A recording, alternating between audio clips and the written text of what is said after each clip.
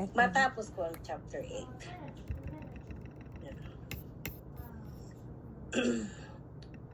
So anyway,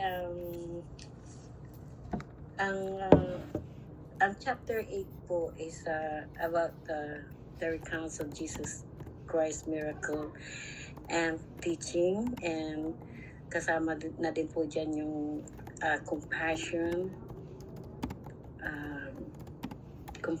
faith, healing, at saka obedience. Dito po sa chapter 8, verse 1 to 4, ito po ay tungkol sa isang miracle healing na ginawa ng Panginoon sa isang taong may sakit na leper. Dito din po sa verse 1 to 4 here po, Jesus is demonstrating His power and willingness to help na gamutin ang taong may sakit nito. So dito po, babasahin ko po, chapter 1. When he had come down from the mountain, great multitudes followed him. And behold, a leper came and worshipped him, saying, Lord, if you are willing, you can make me clean. Then Jesus put his hand and touched him, saying, I am willing, be cleansed. And immediately his leprosy was cleansed. And Jesus said to him, see that you tell no one, but go your way, show yourself to the priest, and offer the gift that Moses commanded as a testimony to them. Dito po, matapos pong gamutin ni Jesus Christ yung taong may sakit na leper, bakit po niya sinabi na tell no one? Diba po ba? So dito po, kaya po niya sinabi yung tell no one. Jesus Christ is emphasizing that confidentiality, obedience, at yung testimony. Obedience sa pagsunod ng nung sinabi ni Jesus Christ sa kanya, that tell no one. Okay, and yung confidentiality na kasama na doon. And the testimony that Jesus Christ had the authority, higher authority, meron siyang kapangyarihan na gumawa ng ganong klaseng milagro sa buhay sa taong may sakit na leper. So doon po sa kwento ng tao na may leper, paano po natin maikukumpara yun dito sa buhay natin ngayon? Yun po ay pwede nating apply with humility over self-promotion. Matuto tayong magpakumbaba palagi. Magtiwala sa Panginoon and respect our authority. Focus on faith, not fame. Obedience to Jesus' instruction. Magpapasalamat sa Panginoon lagi. And then we have to share our personal experience to inspire others. Kagaya nung po sa akin na marami po akong dinanas sa buhay. At my age, I'm 60 years old. Pinanganak po ako na my father was a layman. So from cover to cover ng Bible, memorize po niya. We would get up in the morning doing our morning prayers and sunset prayers. But I grow up with so many Kini-question ko yung teaching ng tatay ko. Kini-question ko yung teaching ng turo ng tatay ko. So naging hindi ako obedient doon. I have faith but hindi ko sinusunod. So ganun din po yung doon sa pangyayari sa leper. Actually, nung choose tayo kung sino gusto na mag-share about the book of Matthew. I just pick up chapter 8 without even trying to read or what's the idea, what's in chapter 8. Until siguro may nakapag-share na ng first, second, and third. Still, I did not open my Bible. And then sabi ko, sige nga, magbasa na rin ako. So when I read Matthew chapter 8, sabi ko sa sarili ko, wow, ito yung na-miss ko sa buhay ko. Kaya ang chapter is memorable sa akin siguro at kay Sister Grace din sa inyong lahat kasi dito na-open yung aking mind na I have this faith pero hindi ako marunong sumunod sa Panginoon. Yun ang nangyari sa akin kagaya din dito. So dito sa chapter 8 verse 1 to 4, just God is emphasizing the obedience tsaka yung pag-share mo. So I was very thankful and very blessed kasi nandito ako nag-share sa inyo ng kunting naiintindihan ko sa Bible at kunting related sa buhay ko sa Bible na ito. So, doon muna tayo and then let's continue po. Kasi nga po ang gaya na sinabi ko sa una, ang Matthew chapter 8 po ay it's about the miracle, the teaching, faith, obedience, and healing. And then dito po sa verse 8, tungkol naman po doon sa centurion. Ang centurion po dito, tinignan ko kasi hindi ko alam paano yung centurion. So ang centurion pala ay isang official, isang army pero hindi siya doon sa lower rank, kundi nasa higher rank siya. Maybe he's commanding more than 100 soldiers before. So meron din po siyang authority.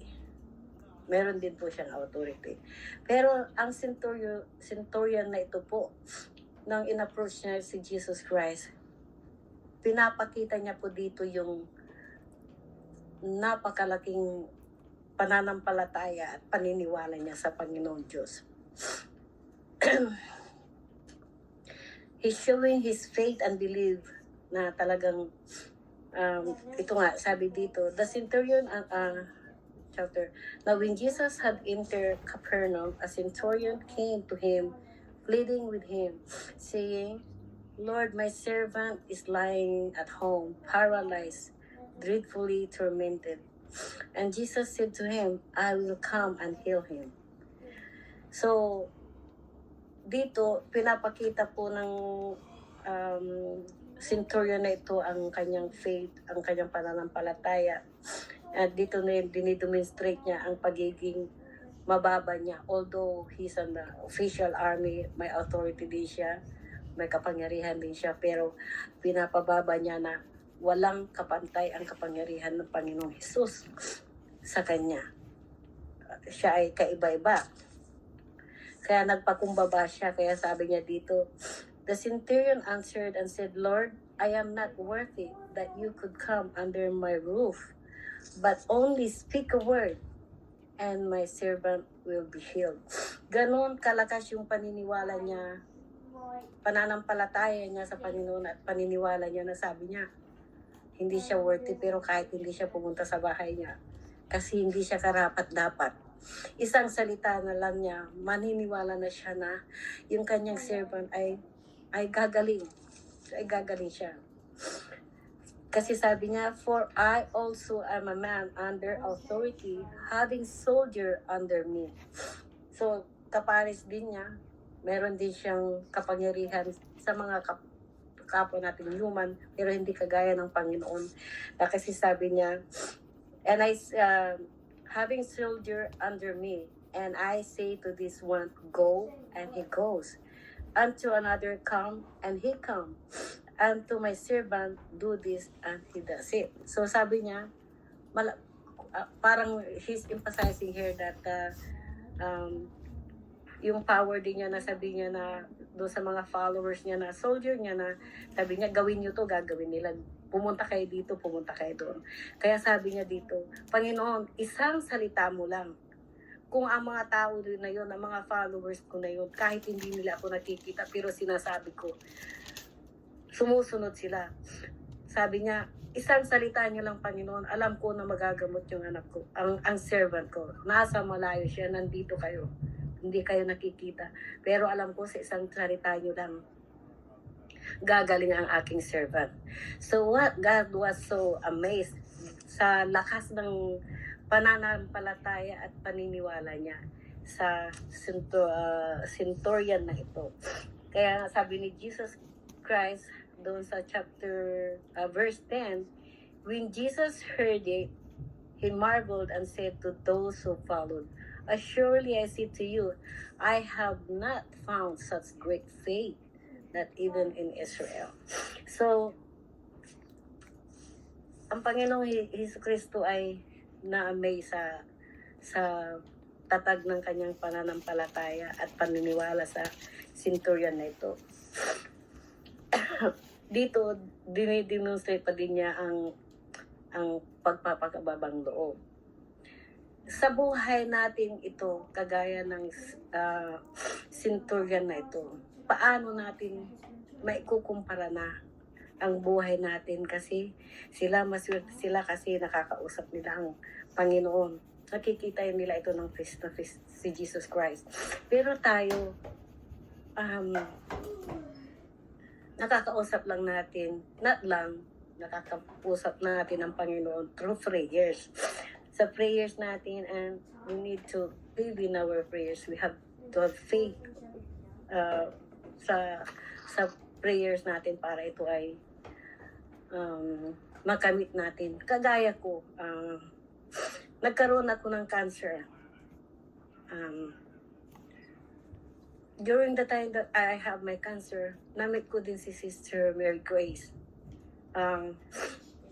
So, it's not because I have cancer na naging matatag ang paniniwala ko sa Panginoon. Naging matatag ito kasi tinanggap ko ang Panginoon sa buhay ko. Na kahit hindi ko siya nakikita, tuwing nagdadasal ako, alam ko nararamdaman niya at naririnig niya. Kaya,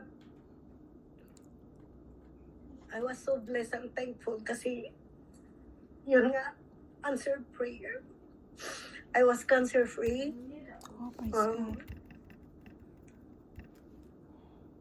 Sinagot ng Panginoon ng aking dalangin kahit hindi ko siya nakikita, kagaya ng centurion na ito. Dahil naniniwala ko sa Panginoon, naniniwala ko sa kanyang kapangyarihan that everything is possible. Walang imposible sa Panginoon.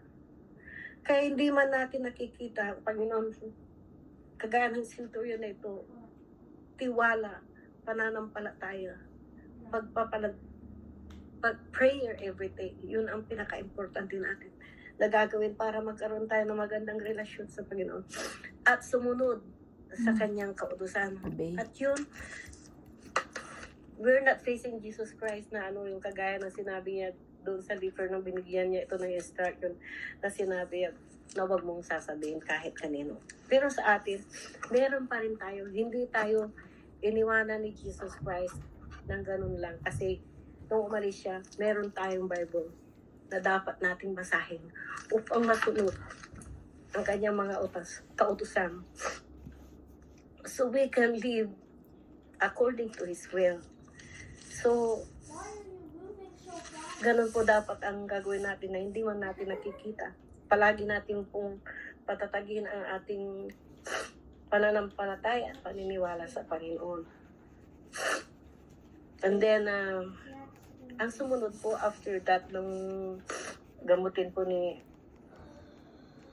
Jesus Christ, ang servant ng centurion na yon, nakita din po ni Jesus Christ yung mother-in-law ni Peter na may sakit siya.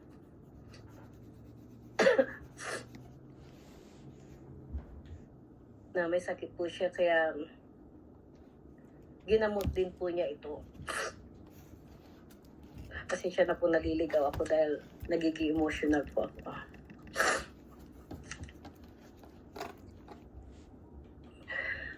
Sabi dito sa verse 14, now when Jesus came into Peter's house, he saw his wife's mother lying sick with a fever. So he touched her hand, and the fever left her, and she rose and served them. When evening had come, they brought to him many who were demons possessed, and he cast out the spirit with a word and healed all who were sick. that it might be fulfilled which was spoken by Isaiah the prophet, saying, He himself took our infirmities and bore our sickness. Napaka-lalim po yun na He himself took our infirmities and bore our sickness. Dito po sa second language ko na English, nag-research din po ako. Tinignan ko kung ano ba talaga ang ibig sabihin ng bore our sickness. Dito po, pinapakita dito yung fulfillment of prophecy. Ito yung fulfillment of prophecy, the divine compassion. Jesus' healing ministry is fulfilled. Nandun po yun sa Isaiah chapter 53, verse 4, which I'm sorry, hindi ko na-prepare yun. 53 verse 4. Ay, sorry po, hindi ako nakaprepare.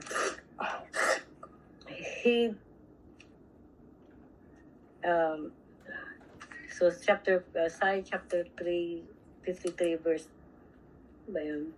53 verse 4. Surely he has borne our grief and carried our sorrows, yet we esteem him and strengthen him.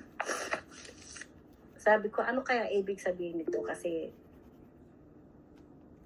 hindi ko masyadong kabisado ang Biblia, unlike my father who is a layman.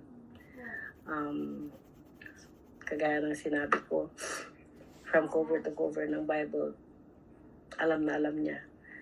But my father was 91 years old and walang nakamana sa kanya kung gaano siya kagaling sa Bible. So dito, it relate, parang it relate to my father at sa nangyayari sa buhay ko ngayon. Kasi Jesus healing ministry fulfilled.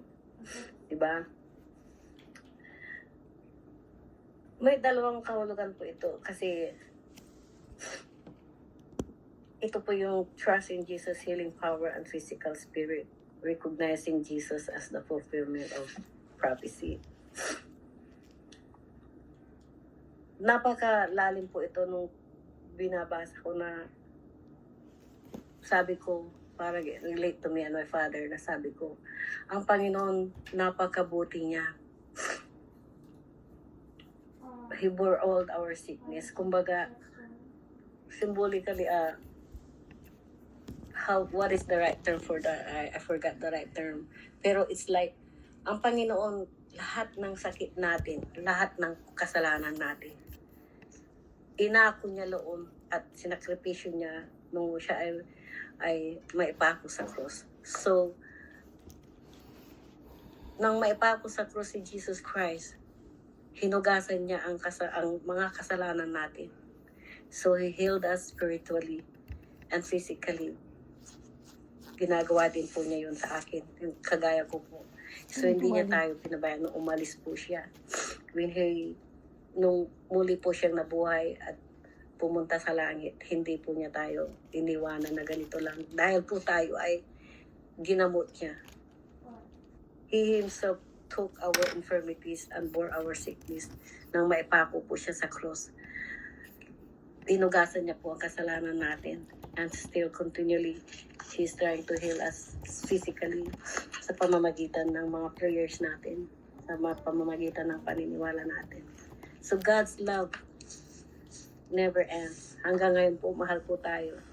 Hinugasan niya po ang kasalanan natin sa pamamagitan ng sakripisyo niya na may ipako siya sa cross. And until now, if we pray with Him, sa paniniwala natin at sa pananampalataya, pag meron po tayong sakit, tayo rin po ay ginagamot niya. At isa na po ako doon sa living testimony niya. That I can say that even my faith, kahit yung faith ko, mahina pa rin. God, hindi ako pinabayaan ng Panginoon. Doon ko na-realize that one day when I was driving, narinig ko, sabi ng isang pastor sa Baptist, sabi niya, faith, sabi niya, obedience unlock the power of faith. or faith without obedience is like a song without melody. So sabi ko, I was so blessed nung nakilala ko si Sister Mary Grace. Kasi siya po ang nag-guide sa akin. I don't read Bible, honestly. I'll be very honest. May paniniwala po ako sa Panginoon. Pero hindi ko po ginagawa yung ganito po. Yung nagsisharing, yung it's just like I have faith. Tanong lang, pero hindi pala ganun. Kaya talaga may tiwala, may sakripisyo. Lahat may sakripisyo yan. I never do this na this is not a sacrifice, but it's part of my sharing. Na ganito, na nagbabasa ako ng Biblia sa harap ng mga kapatiran, sa harap ng mga sisterhood in Christ. Kasi sabi ko, I feel so hypocrite. Pero malaking kasalanan pala. So I'm not, the obedience is wala doon. Kaya ako ay nagpapasalamat kay Sister Grace kasi minulat po niya ang mata ko. Nung pumunta po ako when I went to Middle East, Holy Land, I went to different places. Na-feel ko po ang Holy Spirit. Sabi ko, how blessed I am na when I was in Jordan River, kung saan binaptize si Jesus Christ, tinanggal ko yung sapatos ko. Sabi ko, at least naapakan ko ang isang parte kung saan man nakaapak si Jesus Christ. So I have my faith.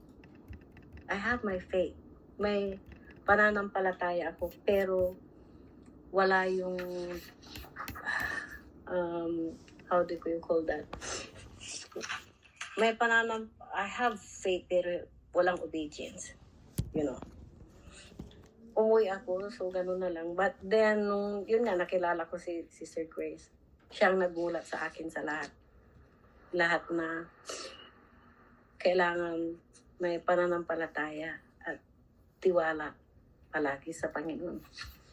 So, punta naman po tayo sa verse 8. And when Jesus saw great multitudes about him, he gave a command to depart to the other side. Then a certain scribe came and said to him, Teacher, I will follow you wherever you go. And Jesus said to him, Foxes have holes, and birds of the air have nests, but the Son of Man has nowhere to lay his head. Sabi ko, ano na naman to, hindi ko maintindihan. Hindi ako ito yung sa kagalingan, sabi ko, para maintindihan ko at para ma-share ko sa mga sister ko in Christ, sabi ko. Paano ko i-explain ito sa kanila? So, inisip ko at nagtanong ako sa isang kaibigan. Sabi niya, this one is like Jesus Christ is demonstrating na ang sumunod, actually it's not sumunod. And Jesus said to him, Foxes have holes and birds of the air have nests, but the Son of Man has nowhere to head. Na it's not very easy pala yung kagaya ko na lumaki na may isang ama na layman, pero namulat lang yung mata ko at the age of 60 because I'm 60 years old. So, dito po, parang sinasabi niya na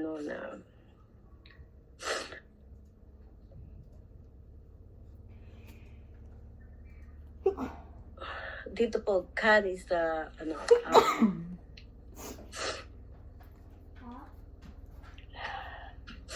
in this broadcast is emphasizing humility and homelessness, selflessness, and divine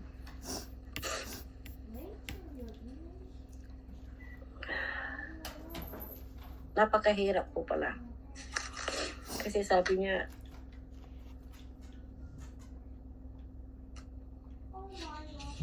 selflessness, he prioritized spiritual over material needs, divine mission. He focused on spreading God's message. So marami pong sakripisyo ang Panginoon natin sa atin po dahil sa pagmamahal niya. Kaya sabi niya, foxes have holes and birds of the air have nests, but the Son of Man has nowhere to lay his head. So ang Panginoong Jesus ay wala po siyang permanenteng bahay o matitirhan dahil po sa mission niya na mai-spread po niya at makapag-focus po siya para ma-share po niya sa atin ang gusto ng Panginoong Diyos. So, marami pong sakripisyo sa atin ang Panginoon. Bukod po sa ipinako po siya sa krus, wala po siyang permanenteng bahay, wala po siyang magandang higaan, para lang po mai-focus niya yung kanyang sarili. Mai-share niya po sa ating lahat ang magandang salita ng Diyos. So, ganun din po tayo. Pag tayo din po ay susunod sa Panginoon, marami din po tayong dadanasin. We're not gonna be like Jesus Christ na we're gonna be homeless. Pero pag tayo po, if we submit ourselves to Jesus Christ and surrender ourselves to Jesus Christ, we will experience a lot of trials. A lot of trials. Nandyan yung people will condemn us, you know. Pero Persecute us. ganun talaga, parang si Jesus Christ, he sacrificed a lot.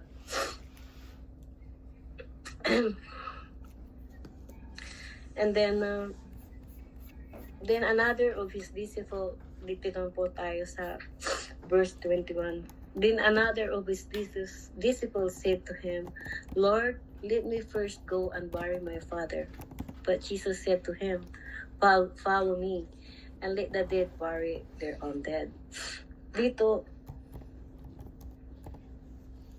kung i-compare natin yun dito sa buhay natin ngayon, or with the meaning of that verse 21 muna tayo.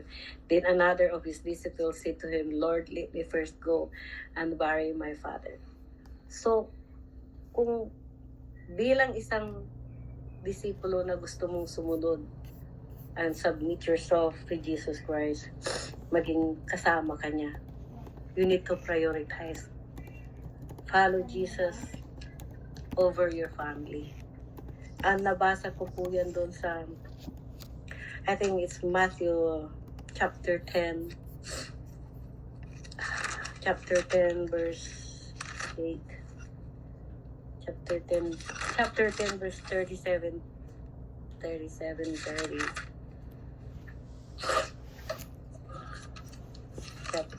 Pasensya na po, hindi ko po na-prepare yung sarili ko kung saan ko titignan. So, chapter 10, 37, 38.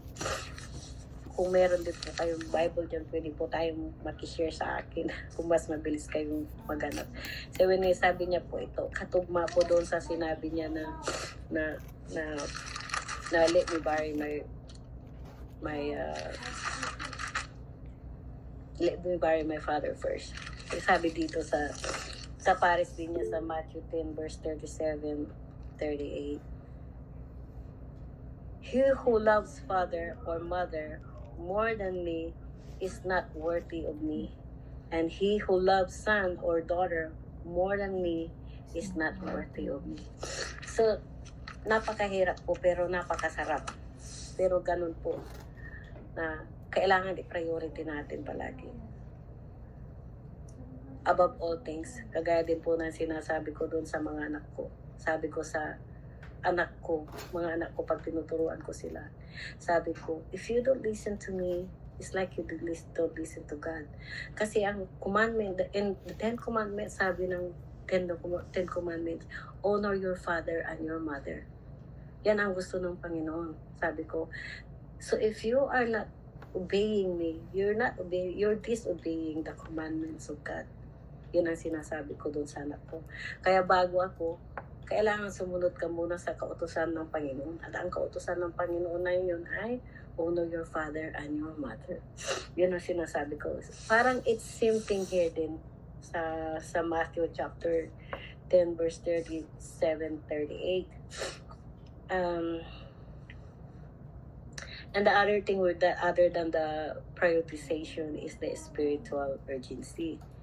Delaying discipleship can lead to death. Ang ibig sabihin ng death na yan is it symbolizes the spiritual. Pagka kagaya ko ay delayed. You know, it delayed the spirit. It symbolized the spiritual death of unbeliever. And then, pag nagawa mo lahat yun, a new life in Christ. Pag nasunod mo na lahat yun, nagawa mo na lang yun, it's a new life in Christ. You know? So, lahat na yung kaugalian mo before, iiwanan mo na yan. Kagaya ng sinabi niya doon sa isang followers niya na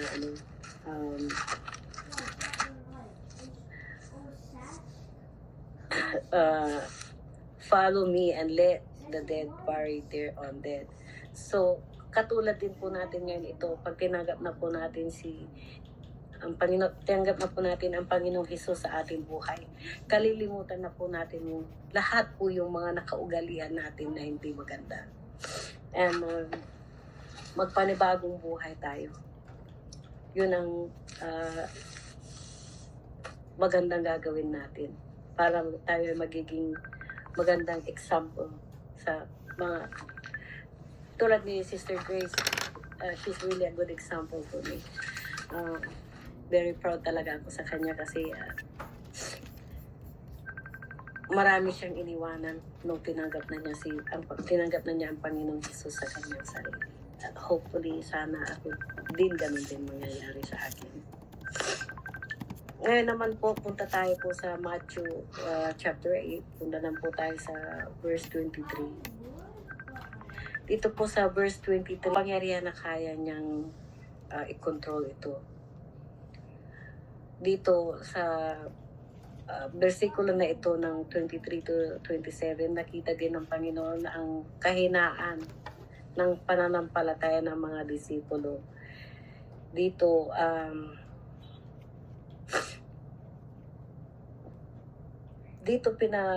sinabi ng Panginoon sa kanila kung gaano ka-importante ang pananampalataya at tiwala sa Kanya. Pasensya na po ha, kasi nagra-running nose ako pag nagiging emotional ako. Now, when he get into a boat, his disciples followed him, and suddenly a great tempest arose in the sea, so that the boat was covered with the waves, but he was asleep. Then his disciples came to him and woke him up, saying, "Lord, save us, we are perishing." But he said to them, "Why are you fearful, O you little faith?" Then he arose and rebuked the wind and the sea, and there was a great calm.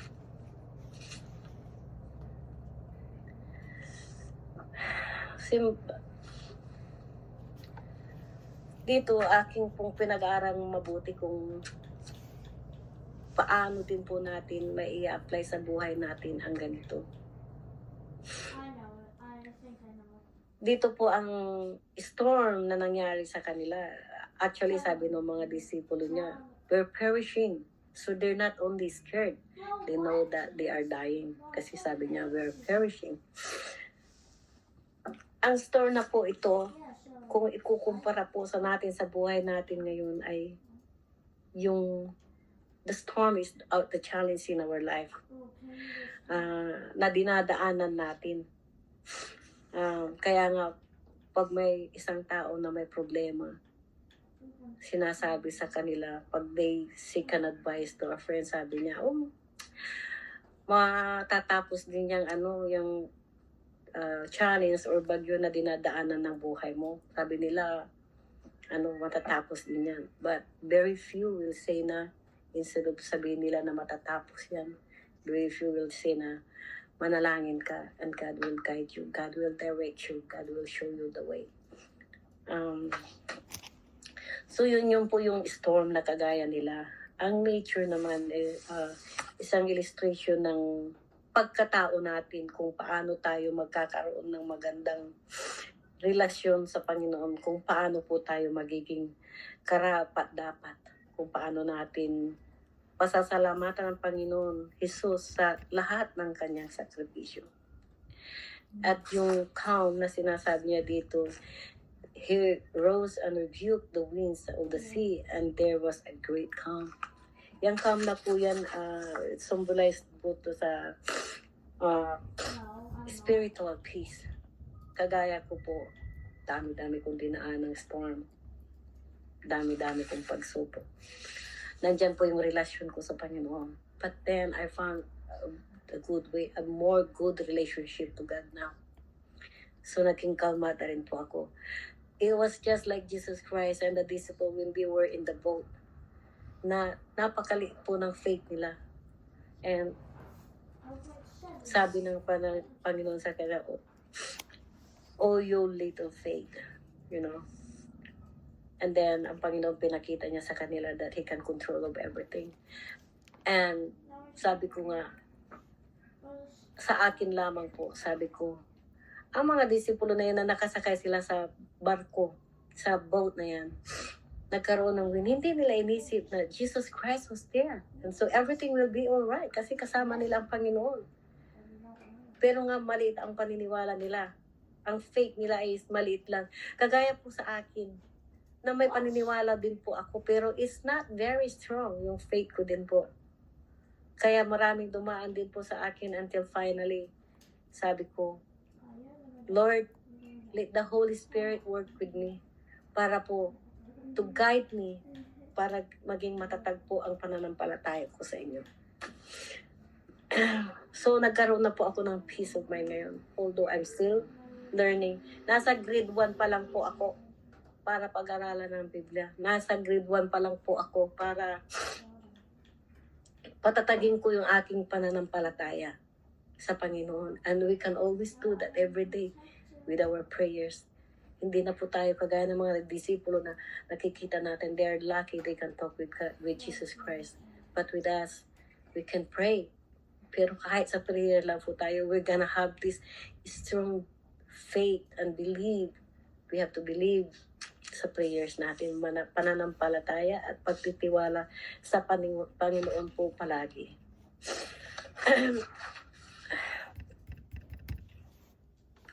So,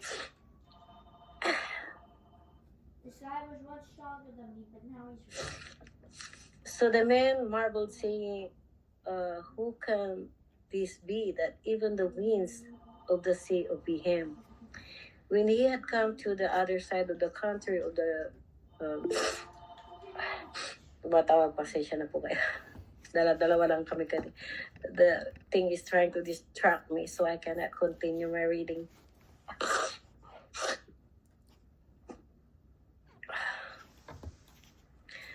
It's really sad because we're living in this, nasa panahon na po tayo na napakalaki po ng nangyayari sa ating yung pagsubok and everything, just like me. I'm sharing this Bible and then all of a sudden the phone is ringing and one of my resident opened the door, tinitignan niya kung anong ginagawa ko, probably need something.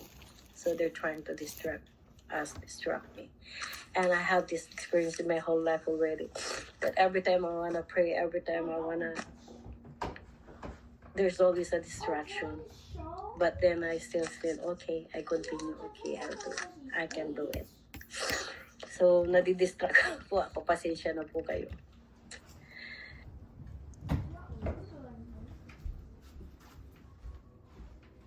And then, so, narin ko na po ito, isi-shortcut ko na lang kasi nadidistract ako. Holy Spirit with me. Nung matapos po siya, tapos na bumaba na po sila, may nadaanan naman po sila na dalawang tao na they were possessed by the devil, ng demons.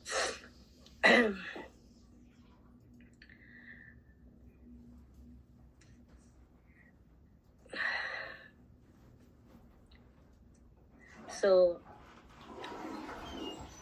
when he had come to the other side of the country of the Genesis, there met him 2 demon-possessed men coming out of the tombs, exceedingly fierce, so that no one could pass that way. Excuse me lang po 1 minute.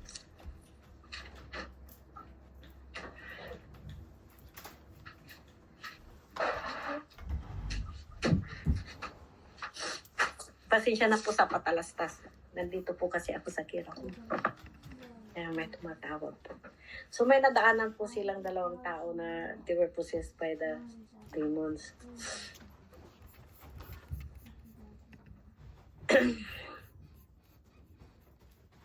So, tapos itong dalawa po in verse 29, and suddenly they cried out saying, "What have we to do with you, Jesus, you Son of God? Have you come here to torment us before the time?" So kahit po itong dalawang demons na ito, ina-acknowledge po nila na siya po, si Jesus Christ, ay the Son of God. The begotten Son of God. So, ganun po sila kahit na masama sila, pero they acknowledge that Jesus is the Son of God.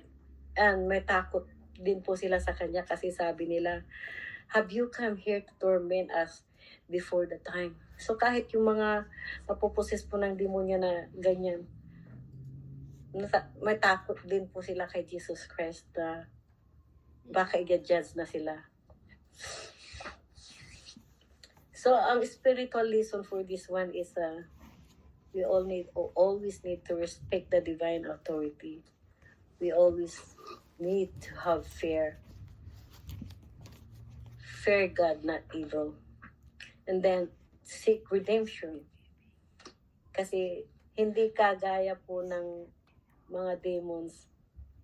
Human can receive forgiveness and salvation through Jesus Christ. Kaya nga meron tayo doon sa John 3 verse 16, "I am the way. For God so loved the world that He gave His only begotten Son." Hindi ko masyadong na-memorize. Kailangan po nating is-surrender sa ating Panginoong Jesus. Surrender to Jesus' will and guidance. Resist evil influence po. And we need to stand firm against spiritual darkness. Seek freedom, confess, and forgive. No, you won't. I'm telling you right now. It's been some time. We'll show it in the future. Kaya ko po nasabi ito kasi na always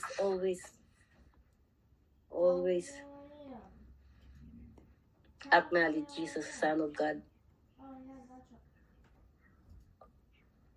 Kasi po, my father is 91 years old. Na-stroke po siya nung 88 years old siya. Kagaya po ng unang sinabi ko, he was a layman sa church namin. So nung ma-stroke po siya at the age of 88. Before the stroke, he was fine. Everything is okay. He can drive from California to Nevada without, disturbance ng sleepy or whatever. He can drive straight. He can read the Bible. He can pray. He is very fine. He's very completely okay siya. Nung ma-stroke po siya, he was diagnosed with hypertension nung 65 years old siya, but he never take any hypertension maintenance medication kasi palagi po niya sinasabi na Jesus Christ is the best doctor and Jesus Christ will take care of him. But I keep on telling him that yes, but God always sends somebody, to do the works. So we had to you need to go to the doctor, tapos you need to take your maintenance. So in short, to make the story short, related dito na na-stroke po siya. So, he got the hemorrhagic stroke. Nung nagising po siya after. So, ang sabi ko sa tatay ko, "Tatay, if you don't know me, kung hindi mo ako kilala, hindi mo alam ang sarili mo, at least give me something that you know." Sabi ko, "Do you know ABC?" Sabi niya, "No." "What is after A? B? What's after B? C?" Hindi niya alam yun. Ano ang susunod sa 1? Hindi niya alam. Simple. For God so loved the world that He gave His only begotten Son, that whosoever believe in Him should not perish but have everlasting life. Yun lang ang alam niya. Yun ang nagbukas din sa akin na isa. Sabi ko, thank you Lord God, sabi ko. Nakalimutan niya ang buong mundo. Pero ni sa isang iglap, ni isang minuto, hindi nawala sa isip niya at sa puso niya ang Panginoon. And I was so, sabi ko, ganoon pala tatag ang pananampalataya at paniniwala ng tatay ko sa Panginoong Jesucristo. Na nakalimutan man niya ang sarili niya. Nakalimutan man niya ang sarili niya. Nakalimutan man niya na ako na anak niya. Pero hindi niya nakalimutan ang lumikha sa kanya. At hindi niya nakalimutan ang Panginoong Jesucristo na kanyang isnorender ang kanyang buo niya. And God is so good. God is so good. Now my dad is 91 years old. From bedridden, nakakapaglakad na po siya. And he is not in this world until now. On and off po ang memory niya. But God is still so good. But because I'm the only one who can understand Him, nagkaroon po siya ng aphasia instead of amnesia. So ang nangyari po sa kanya is the other way around. Like for example, pag Makati, sasabihin niya, pag masakit, sasabihin niya Makati. If he wanna go to the bathroom, anything that related to water, imbis na sasabihin niya na ang pagmamahal sa atin ng Panginoon. So dito po sa chapter 8 na ito, it is emphasizing, kagaya po ng sinabi ko, dito po sa chapter 8 na ito, ipinapakita po, God is demonstrating, nahanap ko yung kodigo ko kasi nakalimutan ko yung sinabi ko. Dito po sa sa Matthew chapter 8 po, it recounts Jesus' miracle and teaching. And also about compassion, faith, healing, and obedience. So lahat po ng sinare ko po sa inyo dito, pati po ang buhay ko, pati po ang buhay ng tatay ko. It's all about faith and healing na pinagaling po niya ako. Pinagaling po niya ang tatay ko. And obedience na sana po may pagpapatuloy ko po na maging kagaya ng centurion na ito, kagaya ng mga disipulo niya na kahit they only have little faith, then they surrender everything to God. And above all po, compassion. Na sana po tayo po lahat ay magmamalasakitan, magmamahalan, bawat isa. Ang lahat po na nalalaman natin, i-share po natin sa bawat isa. Na wag po tayong maging kagaya ko noon na nahihipokritan po ako mag-share kung ano yung nalalaman ko sa Bible. Na nahihiya po ako na i-share kung ano yung mga miracles, mga hiling na ginawa sa atin ng Panginoon. Kaya akin po hiniling sa inyo na sana po patatagay po natin ang ating pananampalataya at pagtitiwala sa Panginoon. Huwag po nating antayin yung kagaya ng sa time ko na nagka-cancer ako, na-stroke ang father ko. Saka ko lang po naumpisaan. Pero sabi ko, hindi pa naman huli ang lahat. Walang imposible sa Panginoon. Kaya araw-araw po, huwag po natin makalimutan manalangin palagi, magtiwala sa ating panalangin, at manalig po tayo palagi sa Panginoon. At maraming salamat po kung meron po kayong may dudugtong dito sa Matthew chapter 8 po. Maraming salamat po. Makikinig po ako. Yun lang po. Salamat po.